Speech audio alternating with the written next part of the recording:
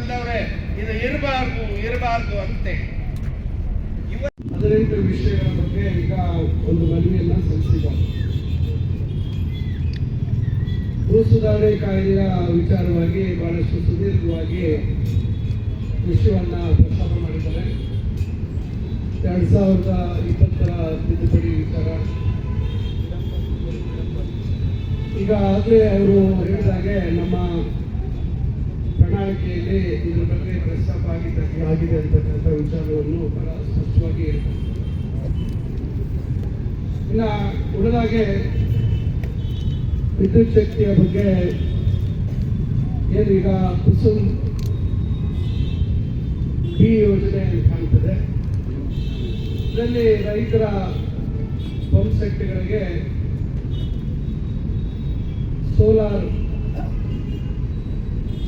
ಸೌರಶಕ್ತಿಯ ಬಳಸಿಕೊಂಡು ಅದನ್ನ ನೀರನ್ನು ಹೊರತೆಗಿತಕ್ಕಂಥದ್ರ ಬಗ್ಗೆ ಏನು ಮೇನ್ ಗ್ರಿಡ್ ಇದೆ ಆ ಗ್ರಿಡ್ ಸಂಪರ್ಕ ಕಡಿತ ಆಗಬಾರ್ದು ಅಂತಕ್ಕಂಥ ಒಂದು ಮನವಿಯನ್ನು ಮಾಡಿದ್ದಾರೆ.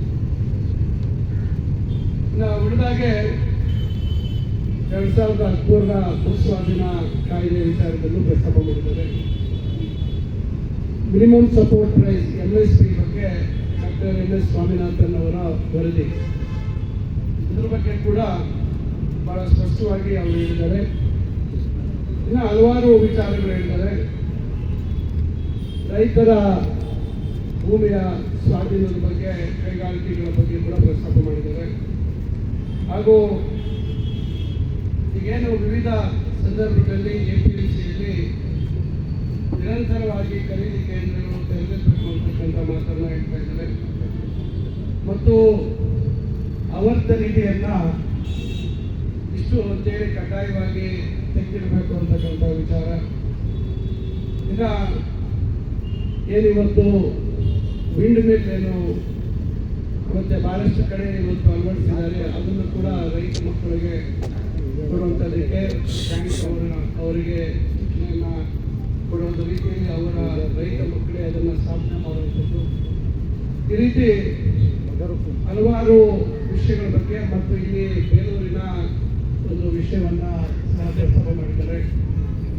ಈ ರೀತಿ ಹಲವಾರು ರೈತ ಪರವಾಗಿ ರೈತರಿಗೆ ಆಗ್ತಾ ಇರ್ತಕ್ಕಂಥ ತೊಂದರೆಗಳ ಬಗ್ಗೆ ಇವತ್ತು ಎಳೆಯಾಗಿ ಅವರು ಬಿಚ್ಚಿಟ್ಟಿದ್ದಾರೆ. ನಿರಂತರವಾಗಿ ಇವತ್ತು ನಾವು ಸಾರ್ವಜನಿಕ ಜೀವನದಲ್ಲಿ ರೈತರ ಜೊತೆಯಲ್ಲೇ ಇವತ್ತು ಕೃಷಿಕರ ಸಮಸ್ಯೆಗಳನ್ನು ಆಳವಾಗಿ ಅರ್ಥ ಮಾಡಿಕೊಂಡು ಇವತ್ತು ನಾವೆಲ್ಲರೂ ಇವತ್ತು ಜೊತೆಗೆ ಈ ಒಂದು ಬದಲಾವಣೆ ತರಬೇಕು ಅಂತಕ್ಕಂಥ ಪ್ರಯತ್ನವನ್ನು ನಾವು ಮಾಡ್ತಾ ಇದ್ದೇವೆ. ಆ ಕಾರಣದಿಂದ ಈಗಾಗಲೇ ನಾವು ಪ್ರಣಾಳಿಕೆಯಲ್ಲಿ ಏನೆಲ್ಲ ಘೋಷಣೆಗಳನ್ನು ಮಾಡಿದ್ದೀವಿ, ಈಗ ಬಹುತೇಕ 60% ಹೆಚ್ಚು ನಮ್ಮ ಪ್ರಣಾಳಿಕೆಯಲ್ಲಿ ಇದ್ದಂಥ ವಿಚಾರಗಳನ್ನ ನಾವು ಅನುಷ್ಠಾನ ಮಾಡುವಂಥ ಒಂದು ಕೆಲಸವನ್ನು ಮಾಡಿದ್ದೇವೆ. ಇನ್ನು ಅನುಷ್ಠಾನ ಮಾಡುವಂಥದ್ದು ಬಹಳಷ್ಟು ಬಾಕಿ ಇದೆ.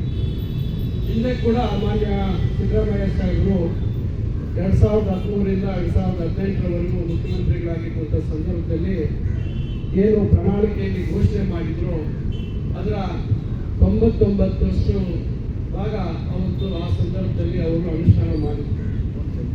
ಇವತ್ತು ಈ ಎಲ್ಲ ವಿಚಾರಗಳು ಖಂಡಿತ ಏನು ಮಾನ್ಯ ಮುಖ್ಯಮಂತ್ರಿಗಳು ವಿರೋಧ ಪಕ್ಷದ ನಾಯಕರಾಗಿದ್ದಂಥ ಸಂದರ್ಭದಲ್ಲಿ ಮಾನ್ಯ ಕೋಡಳ್ಳಿ ಚಂದ್ರಶೇಖರ್ ಅವರ ಜೊತೆ ಮಾತಾಡಿರ್ತಕ್ಕಂಥ ವಿಚಾರ ಮತ್ತು ನಮ್ಮ ಸರ್ಕಾರ ಬಂದ ಮೇಲೆ ಇದನ್ನು ನಾವು ಮಾರ್ಪಾಡು ಮಾಡ್ತೀವಿ ಅಂತಕ್ಕಂಥ ವಿಚಾರವನ್ನು ಏನು ಪ್ರಸ್ತಾಪ ಮಾಡಿದ್ದಾರೆ.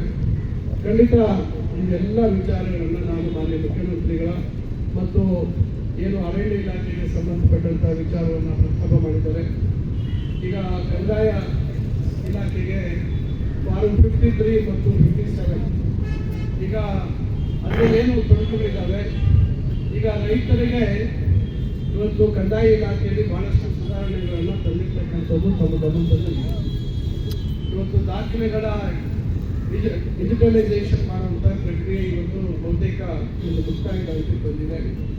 1 to 5 ಮಾಡುವಂಥದ್ದು ಇವೆಲ್ಲ ಬಹಳಷ್ಟು ನಮ್ಮ ಕಡೆ ಜೋಡಿ ಗ್ರಾಮಗಳ ಸಮಸ್ಯೆ, ಇವೆಲ್ಲ ಒಂದೊಂದೇ ಮತ್ತು ಪೌತಿ ಖಾತೆ ಮಾಡುವಂಥದ್ದು, ಇವು ಬಹಳಷ್ಟು ಒಂದು ಕ್ರಾಂತಿಕಾರಿ ಸುಧಾರಣೆಗಳನ್ನ ರೈತರಿಗೆ ಮತ್ತು ಬಡವರಿಗೆ ಭ್ರಷ್ಟಾಚಾರದ ಸಮಸ್ಯೆ ಏನಿವತ್ತು ಕಂದಾಯ ಇಲಾಖೆಗಳಲ್ಲಿ ಯಾವ ರೀತಿ ದಾಖಲೆಗಳನ್ನು ತಿದ್ದಿ ಮತ್ತೆ ಜನರಿಂದ ಹಣ ವಸೂಲಿ ಮಾಡುವಂಥ ಒಂದು ಕೆಲಸಗಳು ಇದುವರೆಗೂ ಆಗ್ತಾ ಇತ್ತು. ಅದಕ್ಕೆ ಒಂದು ಶಾಶ್ವತವಾದಂಥ ಪರಿಹಾರವನ್ನು ಹುಡುಕುವಂಥ ಒಂದು ಕೆಲಸ. ಯಡಿಯೂರಪ್ಪ ಮುಖ್ಯಮಂತ್ರಿ ಇರುವಾಗ 2020 ಕೃಷಿ ಕಾಯ್ದೆ ಜಾರಿಗೆ ಬಂತು ಸುಗ್ರೀವಾಜ್ಞೆ ಮೂಲಕ. ಇದು ಯಾಕೆ ಜ್ಞಾಪಕ ಮಾಡ್ತಾ ಇದ್ದೀವಿ ಅಂದರೆ, ಆ ಸಂದರ್ಭದಲ್ಲಿ ನಮ್ಮ ಮುಖ್ಯಮಂತ್ರಿಗಳು ವಿಪಕ್ಷದ ನಾಯಕರು ಇದೇ ಮೈದಾನದಲ್ಲಿ ಇಲ್ಲೇನೆ ನಮ್ಮ ಮುಖ್ಯಮಂತ್ರಿಗಳು ಅವತ್ತು ಹೇಳಿದಂಥ ಮಾತು ನಾವು ಅವರಿಗೆ ಜ್ಞಾಪಕ ಮಾಡ್ತೀವಿ. ಈ ಕೃಷಿ ಕಾಯ್ದೆ ರೈತರ ಬದುಕಿಗೆ ತುಂಬ ಅಪಾಯ, ಇದು ರದ್ದಾಗಬೇಕು. ಯಾಕೆ ನಮ್ಮ ಯಡಿಯೂರಪ್ಪನಿಗೆ ಈ ಥರದ್ದು ತೀರ್ಮಾನ ತಗೊಂಡ್ರು, ತಪ್ಪು ತೀರ್ಮಾನ ಅಂತ ಹೇಳಿ ಅವತ್ತು ನಮ್ಮ ಮುಖ್ಯಮಂತ್ರಿಗಳು ಸಿದ್ದರಾಮಯ್ಯನವರು ಈ ಜಾಗದಿಂದ ಇಡೀ ಕರ್ನಾಟಕಕ್ಕೆ ಸಂದೇಶವನ್ನು ಕೊಟ್ಟರು. ಆಮೇಲೆ ನಮ್ಮ ಜೊತೆ ಮಾತಾಡುವಾಗ ಹೇಳಿದರು, ಇವ್ರು ಏನು ಮಾಡ್ಕೊಂತಾರೋ ಮಾಡ್ಕೊಳ್ಳಿ, ನೀವೆಲ್ಲ ಬೆಂಬಲಿಸಿದ್ರೆ ಮುಂದಿನ ಸಾರಿ ನಮ್ಮದೇ ಸರ್ಕಾರ, ಮುಂದ್ಗಡೆ ಬನ್ನಿ. ಆ ಕಾರಣಕ್ಕೆ ನೀವೆಲ್ಲ ಬೆಂಬಲಿಸಿದ್ರೆ ಸರ್ಕಾರ ನಮ್ಮದೇ, 24 ಗಂಟೆ ಒಳಗಡೆ ರದ್ದು ಮಾಡ್ತೀವಿ ಅಂತ ಹೇಳಿದ್ರು. ಆದರೆ 2.5 ವರ್ಷಕ್ಕೆ ಬಂತು, ಮಾನ್ಯ ಸಚಿವರೇ, ಕೃಷಿ ಕಾಯ್ದೆ ರದ್ದಾಗಿಲ್ಲ. ಅದನ್ನು ನಿಮಗೆ ಮನವರಿಕೆ ಮಾಡಿಕೊಡೋ ಕೆಲಸ ಮಾಡ್ತಾ ಇದ್ವಿ. ಸೆಕೆಂಡ್ ಒನ್, ಭೂ ಸ್ವಾಧೀನ ಕಾಯ್ದೆ 2013 ಇಡೀ ದೇಶದಲ್ಲಿ ಲ್ಯಾಂಡ್ ಅಕ್ವಿಜೇಷನ್ ಬಿಲ್ ಜಾರಿಯಲ್ಲಿ ಇದೆ. ಡಾಕ್ಟರ್ ಮನಮೋಹನ್ ಸಿಂಗ್ ಅವ್ರ ಬಗ್ಗೆ ಅಪಾರ ಗೌರವ ಇದೆ ಕರ್ನಾಟಕದ ಕಾಂಗ್ರೆಸ್ನವ್ರಿಗೆ. ಆದರೆ ಮನಮೋಹನ್ ಸಿಂಗ್ ಜಾರಿಗೆ ತಂದಂಥ ಕಾಯ್ದೆ ಬಗ್ಗೆ ನಿಮ್ಗೆ ಯಾಕೆ ಗೌರವ ಇಲ್ಲ? 2013ರಲ್ಲಿ ಕುಮಾರಸ್ವಾಮಿ 2018-19ರಲ್ಲಿ ಕುಮಾರಸ್ವಾಮಿ ಮುಖ್ಯಮಂತ್ರಿ. ಆ ಸಂದರ್ಭದಲ್ಲಿ DK ಶಿವಕುಮಾರ್ ಅವರು ಅವರಿಗೆ ಬಹಳ ಆಪ್ತರು. ಹಾಗಾಗಿ ಎರಡೂ ಪಕ್ಷದ ಸರ್ಕಾರ 13 ಕಾಯ್ದೆಗೆ ತಿದ್ದುಪಡಿಯನ್ನು ತಂದರು, ಭೂ ಸ್ವಾಧೀನ ಕಾಯ್ದೆಗೆ. ಆಗ ನಾವು ಮುಖ್ಯಮಂತ್ರಿಯವರಿಗೆ, ಇವತ್ತಿನ ಮುಖ್ಯಮಂತ್ರಿಯವರಿಗೆ ನಾವೆಲ್ಲ ಭಾಳ ಹತ್ತಿರದಲ್ಲಿದ್ದವರು. ಆವಾಗ ಹೇಳಿದ್ವಿ, ನೋಡಿ ಈ ಕಾಯ್ದೆಯನ್ನು ತಿದ್ದುಪಡಿ ಮಾಡ್ತಾ ಇದ್ದಾರೆ ಕುಮಾರಸ್ವಾಮಿ, ನೀವು ಸ್ವಲ್ಪ ಒಂದು ಅಬ್ಜೆಕ್ಷನ್ ಮಾಡಿ ಅಂತ. ಆಗ ಹೆಂಗೆ ಮಾಡೋದು ಅಂತ ಹೇಳಿದ್ರು. ಆ ಸಂದರ್ಭದಲ್ಲಿ ರಾಹುಲ್ ಗಾಂಧಿ ಅವರು, ರಾಜಸ್ಥಾನ್ ಮುಖ್ಯಮಂತ್ರಿ ಗೆಲೋಟ ಅವರು ಆ ಸಂದರ್ಭದಲ್ಲಿ ಅವರು ತಿದ್ದುಪಡಿಗೆ ಪ್ರಯತ್ನ ಮಾಡಿದ್ರು ಸಚಿವರೇ. ಆಗ ಅವರು ಬರೆದಂಥ ಪತ್ರ ಗೆಲೋಟ್ ಅವರಿಗೆ ಏನು ಕಾಪಿ ಇತ್ತೋ ಅದನ್ನು ನಾನು ಡೆಲ್ಲಿಯಿಂದ ತರಿಸ್ಕೊಂಡು ನಾನು ಸಿದ್ದರಾಮಯ್ಯನವ್ರ ಕೈಗೆ ಕೊಟ್ಟೆ. ಏನು ಮಾಡೋಣ ಚಂದ್ರಶೇಖರ್, ನಾವು ಏನೇ ಮಾತಾಡಿರು, ದೇವೇಗೌಡರು ಇದ್ದಾರಲ್ಲ ಅಪ್ಪ ಮಕ್ಕಳು, ನಾವೇನು ಮಾತಾಡಿರು ಒಂದು ಮುಂದುವರ್ಸವ ಊಟ ಇಲ್ಲೇ ಕೂಡ ಮಾಡ್ಕೊಂಡು ಸರ್ಕಾರಕ್ಕೆ ಸರಿಯಾದ ಬುದ್ಧಿಯನ್ನು ಕಲಿಸವ. ಇನ್ನು ಕೂಡ ಏನಿವತ್ತು ಮುಂದುವರೆದ್ರೆ ಇಡೀ ರಾಜ್ಯದ ರೈತರು ಕೂಡ ಬೀದಿಗೆ ಬರೋ ಸ್ಥಿತಿಯಲ್ಲಿ ನಾವು ಮಾಡವ ಅನ್ನೋ ಮಾತನ್ನು ಹೇಳ್ತಾ, ಈಗ ಊಟನೂ ಕೂಡ ಇನ್ನೂ ಐತೆ, ಊಟ ಮಾಡವ. ಈಗ ಚಿಕ್ಕಬಳ್ಳಾಪುರ ಜಿಲ್ಲಾ ಕಾರ್ಯದರ್ಶಿ ಗೋಪಾಲ್ ಅವರು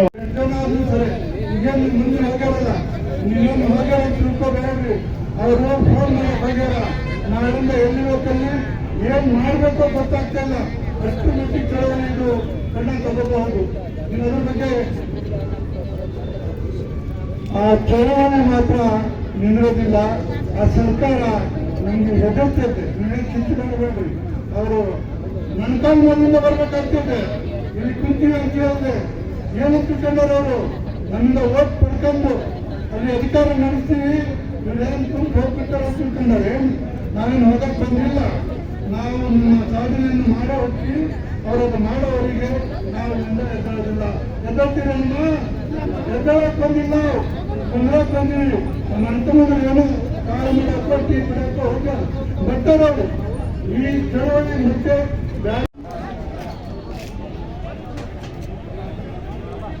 ಅಧಿವೇಶನ ನಡೀತಾ ಇದೆ. ಜನಕೊಳ್ಳೇದಾಗ್ಲಿ ಅಧಿವೇಶನದಲ್ಲಿ ಏನು ತೀರ್ಮಾನ ಆಗ್ತದೆ ಪ್ರಬಣ್ಣ ಹೇಳಿದ್ದು ಅದನ್ನು ಕಾದು ಅದು ಒಳ್ಳೇದಾಗ್ಲಿ. ಯಾವಾಗ ಅವರು ಅನ್ನದಾನ ಕೇಳ್ತಾರೋ ನಾವು ಮಾಡಕ್ ರೆಡಿ ತೀವ್ರವಾದಂತಹ ಚಳವಳಿಯನ್ನು ಇವರು ವಾಪಸ್ ತಗೊಳ್ಳಿಲ್ಲ ಅಂದ್ರೆ ನಿಮ್ಮ ಭಾಗದಿಂದ ಎಷ್ಟು ಜನ ರೈತರು ತೀರ್ಮಾನ ಮಾಡಿ ಹೋರಾಟಕ್ಕಿಳಿಬೇಕಾಗ್ತದೆ. ಯಾಕೆಂದ್ರೆ 1980ರಲ್ಲಿ ಪ್ರಾರಂಭವಾದಂತಹ ಚಳವಳಿ ನಾನಾ ಸಮಸ್ಯೆಗಳನ್ನ ಹೋರಾಟದ ಮೂಲಕನೇ ನಾವು ಪರಿಹಾರ ಮಾಡ್ಕೊಂಡು ಬಂದಿದ್ದೀವಿ.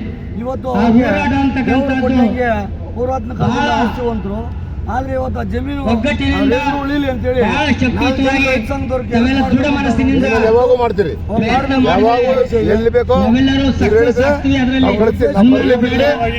ಅನ್ನದ ಯಾವುದೇ ಕಾರಣಕ್ಕೂ ಈ ಒಂದು ಸರ್ಕಾರದಿಂದ ವಿಚಲಿತರಾಗದೆ ಅವ್ರ ಮುಂದೆ ಹುಮ್ಮಸ್ಸಿನಿಂದ ನಾವು ಅವ್ರಿಂದ ನಾವು ಹೋರಾಟದಲ್ಲಿ ಪಾಲ್ಗೊಳ್ಳೋಣ.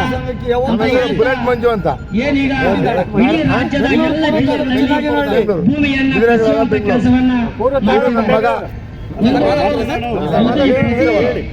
ಜಿಲ್ಲೆಯ ತಾಲೂಕಿನಲ್ಲಿ ಕೈಗಾರಿಕೆಗೆ ಭೂಮಿಯ ನಗರಗಳನ್ನ ಹೆಚ್ಚುವರಿ ನಾವು ಮಾಡ್ತಾ ವ್ಯವಸಾಯ ಎಲ್ಲ ಮಾಡಿ ಬಿಟ್ಬಿಟ್ಟಿದ್ದೀವಿ. ಪ್ರದೇಶವನ್ನ ಆಗಲ್ಲ ಈಗ. ಹೆಚ್ಚುವರಿ ಮಾಡ್ತಾ ಹೋಗ್ತಿದ್ದಾರೆ.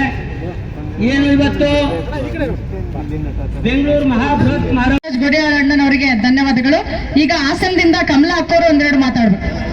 ಖಾಜಾ ಹುಸೇನ್ ನಿಯಾಜಿ, ಕರ್ನಾಟಕ ರಾಜ್ಯ ರೈತ ಸಂಘದ ರಾಜ್ಯ ಉಪಾಧ್ಯಕ್ಷ.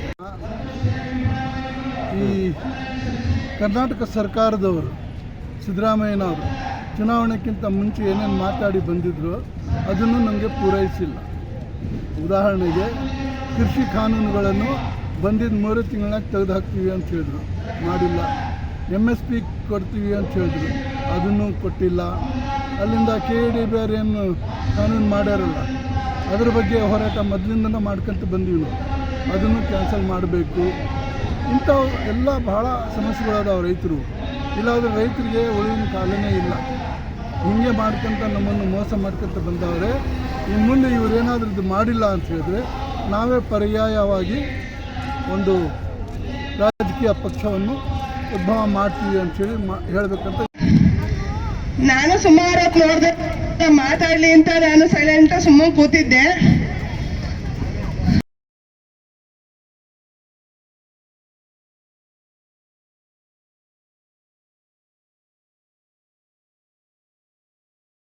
ರೈತ ಪರ ಹೋರಾಟಕ್ಕೆ, ರೈತ ಮಕ್ಕಳಿಗೆ, ರೈತ ಮಹಿಳೆಯರಿಗೆ ನವೀನವ್ರು ಅಂತ ಹೇಳಿ ಭಯ ಆಯ್ತು. ಆ ಕಾರಣ ಯಾವ ವಿದೇಶಿಗೆ ಹೋಗ್ತೇವೆ, ವಿದೇಶಗಳಲ್ಲಿ ಊಟ ಮುಂದುವರ್ಸವ ಊಟ ಇಲ್ಲೇ ಕೂಡ ಮಾಡ್ಕೊಂಡು ಸರ್ಕಾರಕ್ಕೆ ಸರಿಯಾದ ಬುದ್ಧಿಯನ್ನು ಕಲಿಸವ. ಇನ್ನು ಕೂಡ ಏನಿವತ್ತು ಮುಂದುವರೆದ್ರೆ ಇಡೀ ರಾಜ್ಯದ ರೈತರು ಕೂಡ ಬೀದಿಗೆ ಬರೋ ಸ್ಥಿತಿಯಲ್ಲಿ ನಾವು ಮಾಡವ ಅನ್ನೋ ಮಾತನ್ನು ಹೇಳ್ತಾ, ಈಗ ಊಟನೂ ಕೂಡ ಇನ್ನೂ ಐತೆ, ಊಟ ಮಾಡವ. ಈಗ ಚಿಕ್ಕಬಳ್ಳಾಪುರ ಜಿಲ್ಲಾ ಕಾರ್ಯದರ್ಶಿ ಗೋಪಾಲ್ ಅವರು ಈಗೇನು ಮುಂದೆ ಹೋಗ್ಯಾರಲ್ಲ, ನೀವೇನು ಹೋಗ್ಯಾರ ತಿಳ್ಕೊಬೇಡ್ರಿ. ಅವರು ಫೋನ್ ಹೋಗ್ಯಾರ, ನಾಳಿಂದ ಎಲ್ಲಿ ಹೋಗ್ತಲ್ಲಿ ಏನ್ ಮಾಡಬೇಕೋ ಗೊತ್ತಾಗ್ತಾ ಇಲ್ಲ. ಅಷ್ಟು ಮಟ್ಟಿಗೆ ಚಳವಳಿ ಇದು ಕಣ್ಣ ತಗೋಬಹುದು. ಇನ್ನು ಅದ್ರ ಬಗ್ಗೆ ಆ ಚಳವಳಿ ಮಾತ್ರ ನಿಂದಿರೋದಿಲ್ಲ. ಆ ಸರ್ಕಾರ ನಮ್ಗೆ ಹೆದರ್ತೈತೆ, ನೀವೇನು ಚಿಂತಿಸ್ಬೇಡ್ರಿ. ಅವರು ಮಣ್ಕಾಲ್ ಮೇಲಿಂದ ಬರ್ಬೇಕಂತಿದೆ, ಇಲ್ಲಿ ಕುಂತೀವಿ ಅಂತ ಹೇಳಿದೆ. ಏನು ತಿಳ್ಕೊಂಡವ್ರು ಅವರು ನಮ್ಮಿಂದ ಓಟ್ ಪಡ್ಕೊಂಡು ಅಲ್ಲಿ ಅಧಿಕಾರ ನಡೆಸ್ತೀವಿ, ಇವರೇನು ಕುಂತು ಹೋಗ್ಬಿಟ್ಟಾರ ತಿಳ್ಕೊಂಡವ್ರೆ. ನಾವೇನು ಹೋಗಕ್ಕೆ ಬಂದಿಲ್ಲ. ನಾವು ನಮ್ಮ ಸಾಧನೆಯನ್ನು ಮಾಡೋ ಹೋಗ್ತೀವಿ, ಅವರನ್ನು ಮಾಡೋವರಿಗೆ ನಾವು ಎದ್ದೇಳೋದಿಲ್ಲ. ಎದ್ದೇಳ್ತೀರ ನಿಮ್ಮ ಎದ್ದೇಳಕ್ಕೆ ಬಂದಿಲ್ಲ, ಕುಂದ್ರಕ್ಕೆ ಬಂದೀವಿ. ನಮ್ಮ ಅಂತಮಗಳು ಏನು ಕಾಲ ಮೇಲೆ ಕೊಟ್ಟಿ ಬಿಡಕ್ಕೆ ಹೋಗ್ಯಾರ ಬರ್ತಾರವರು. ಈ ಚಳವಳಿ ಮುಖ್ಯ ನವೀನವ್ರು ಅಂತ ಹೇಳಿ ಭಯ ಆಯ್ತು. ಆ ಕಾರಣ ಯಾವ ವಿದೇಶಿಗೆ ಹೋಗ್ತೇವೆ, ವಿದೇಶಗಳಲ್ಲಿ ಊಟ ರೈತ ಪರ ಹೋರಾಟಕ್ಕೆ, ರೈತ ಮಕ್ಕಳಿಗೆ, ರೈತ ಮಹಿಳೆಯರಿಗೆ